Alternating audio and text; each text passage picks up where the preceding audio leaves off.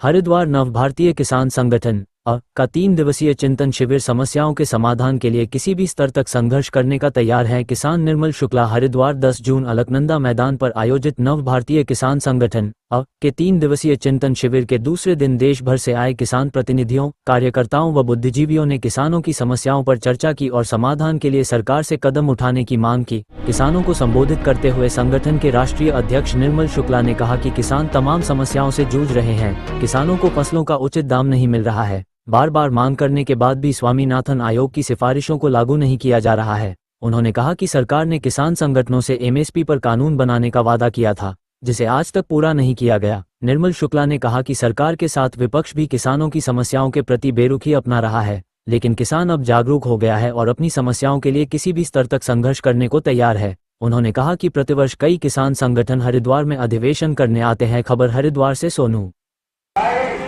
हमारी जो मांगे हैं, आज हमारे संगठन का दूसरा दिन, कल समापन है। हमने 9-10 मांगे प्रदेश के लेटर पर रखी, वो कल दिया जाएगा हमारे। एक तो किसानों के नुकसान के जो जंगली जानवरों से नुकसान है उस पर है।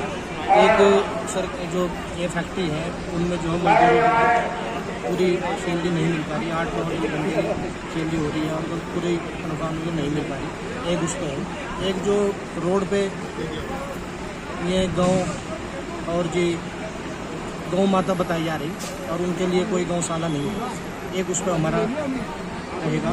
और एक यहाँ मेडिकल भी है, उसमें भी कोई सुविधा नहीं है। और एक हमारे यहाँ हरिद्वार जिले में एक किसान भवन का भी हमने उसमें जिक्र किया है। तो ये 8-10 जो हमारी मांगे हैं, जो हम कल विज्ञापन अपना देंगे। इसी के साथ आप हमारी खबर जो हो सरकार से पहुँचाए, आप अपने चैनल का माध्यम से।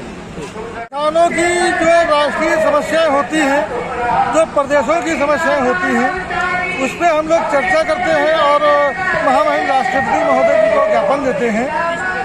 और समस्याएं आज जो सरकार लड़ रही है तो केवल जुमलेबाजी पे कार्य नहीं कर रही है, क्योंकि जैसा सरकार का कार्य है वैसे विपक्ष का कार्य है।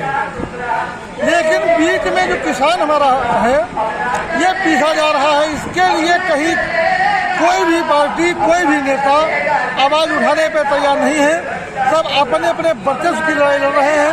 हमारे किसान के वर्चस्व की लड़ाई कोई नेता नहीं लड़ रहा है, कोई सरकार नहीं लड़ रही, न विपक्ष लड़ रहा है और न पक्ष लड़ रहा है। तो हम लोगों को अब सरकारें भी जानती हैं कि हम अब बेवकूफ़ बनाया, बहुत दिन बनाया है। लेकिन ये मैं बताना चाहती हूँ माननीय आदरणीय प्रधानमंत्री जी को कि अब किसान बेवकूफ़ नहीं है। आपको कुर्सी पर बैठाना जानता है तो आपको कुर्सी से धकेलना भी जानता है। जो हमारे उत्तर प्रदेश के, उत्तराखंड के मुख्यमंत्री जी हैं, ये भी केवल जुमलेबाजी करने का कार्य करते हैं। क्योंकि हम पिछले वर्ष भी देखा था, यहाँ देवभूमि हरिद्वार की पावन धरती पे देश विदेश से, हर देश से किसान आते हैं, हर देश से टूरिस्ट आते हैं। लेकिन यहाँ पे कुछ अराजक तत्व तो ऐसे हैं कि यहाँ नंबर 1 की तो सफाई का बिल्कुल नहीं, इतनी गंदगी यहाँ पे है कि जो त्राहिमाम मची है।